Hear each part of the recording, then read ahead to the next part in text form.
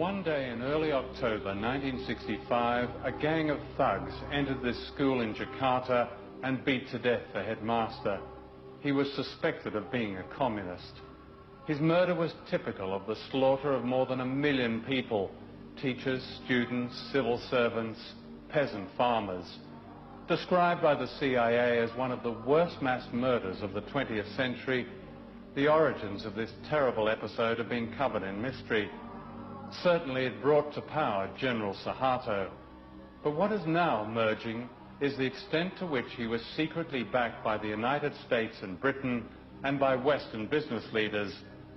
Within a year of the bloodbath, Indonesia's economy was effectively redesigned in America, giving the West access to vast mineral wealth, markets and cheap labor, what President Nixon called the greatest prize in Asia. To Western business, the great value of General Suharto was that he succeeded in getting rid of the founder of modern Indonesia, Ahmed Suekarno, a nationalist who believed in economic independence for his people. He kept the great Western corporations out of Indonesia and threw out their agents, the World Bank and the International Monetary Fund. It was only when one of his generals, Suharto, seized power that the door was open to Asia's greatest prize. When the Suharto regime came in after the putsch, they were able to make a lot of the fact that they were calling the IMF and the World Bank back in.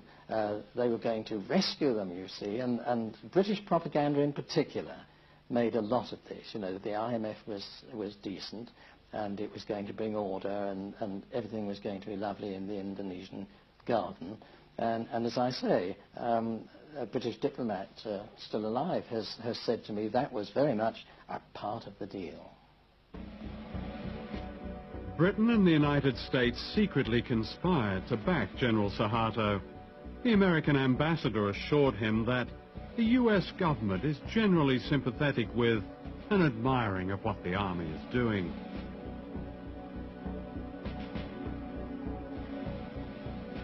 Thousands were rounded up. What was not known at the time was later revealed by American officials. The CIA had supplied a list of 5,000 opponents to be assassinated, and embassy officials ticked off their names as they were murdered. The British ambassador recommended a little shooting as an essential preliminary to effective change. In the first few days, the British sources in particular purported not really to know what was going on. Of course they knew what was happening. I mean, there were bodies being washed up on the lawn of the British consulate in Surabaya. There were bodies floating all over the Malacca Strait and so forth.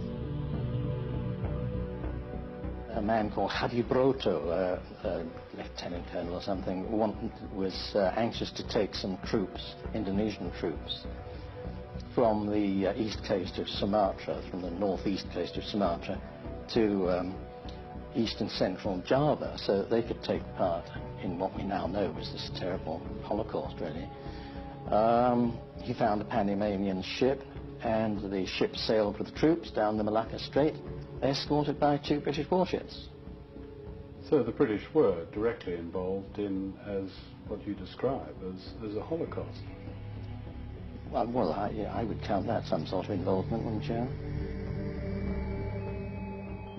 The American press reported these events not as a crime against humanity, but in terms of their economic advantage to the West.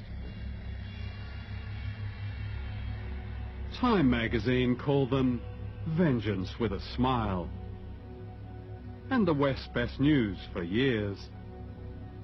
Others described a gleam of light in Asia. The seeds of globalization were planted in the bloodbath. In 1967, the Time Life Corporation sponsored a conference in Switzerland that planned the corporate takeover of Indonesia. It was attended by the most powerful businessmen in the world, such as David Rockefeller.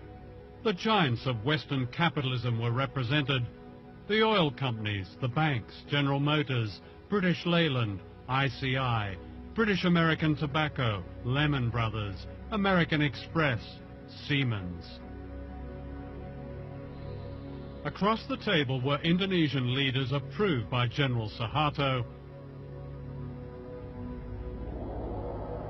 For Western business, it was the start of the gold rush which later became known as globalization. No one mentioned the killing of 1 million people.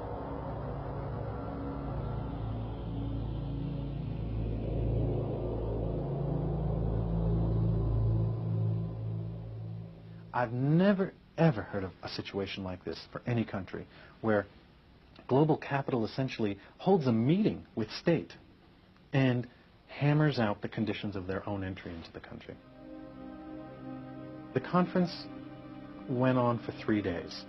The first day was when the Indonesians spoke and essentially made their case. They divided into 5 different sections on the second day. Sectoral meetings, mining in one room, food services, light industry in another, banking and finance in another, Chase Manhattan was there, and simultaneously they hammered out policies that were going to be acceptable to these global investors on a sector-by-sector basis, with each of the people going around the table saying, this is what we need to see, this, and they basically designed the legal infrastructure for investment in Indonesia.